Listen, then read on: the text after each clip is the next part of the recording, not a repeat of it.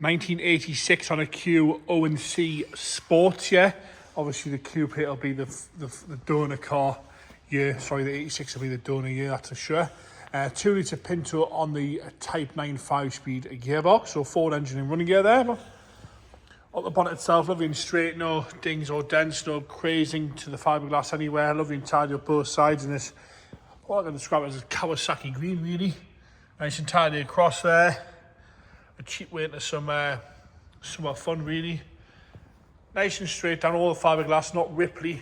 You've got your satin black, matte black stripes down the middle there. Nose cone's all good with a little bit of cracking on the bottom there. It must have caught it at some point. A little bit of cracking on the bottom there. A few little stone chips to be expected. As we come round, you've got satin black wheel arches on the front. They're all okay with a little bit of cracking around the mounting, which is pretty standard. I've seen that on Westfields and Caterhams and other things like that. A little bit of scuffing, a little bit of a paint fit there at the alley trim on the side of the bonnet. But apart from that, all nice and tidy down there. A few little stone chips down the tub itself. Windscreen's all good as well.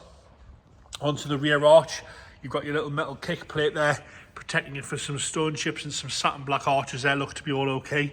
Nice exhaust system down the side there as well. Onto the rear there, all nice and tidy down there. There's a few little bits of imperfection in the paint here and there, but not bad at all, especially for a kid car. Nice and tidy on the boot there. Got a little bit of cracking in the paint on the right hand side, but apart from that, it's all nice and straight. With a little bit of moisture in the fiberglass under the paint there. If you look hard enough, you'll see that, but pace back, there's no difference there at all. Going round and down the left hand side again, arches all good on the left hand side. Your brake lights are all nice and tidy as well. No cracks in there, those there. And down the left hand side of the tub itself, again, lovely and straight down there. One or two little stone chips, but that's all you can really fault it for. Down that side, a little bit of a crack to the fiberglass on the rear left arch there. Front arch again, a little bit of splitting around the mounting points, but apart from that, nice and tidy down that whole left hand side. We've got Monaco Pro, Cobra Monaco Pro bucket seats in there with the Sparco harnesses. Again, nice bucket seats, nice and clean and tidy on the left hand side.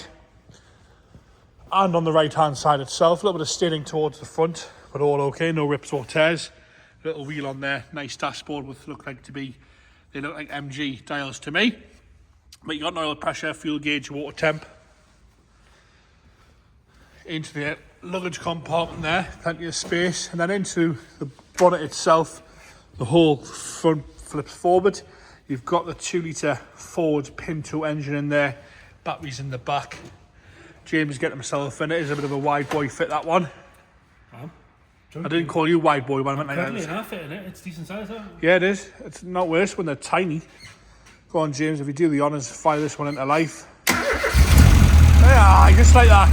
No problems with the way that fires up.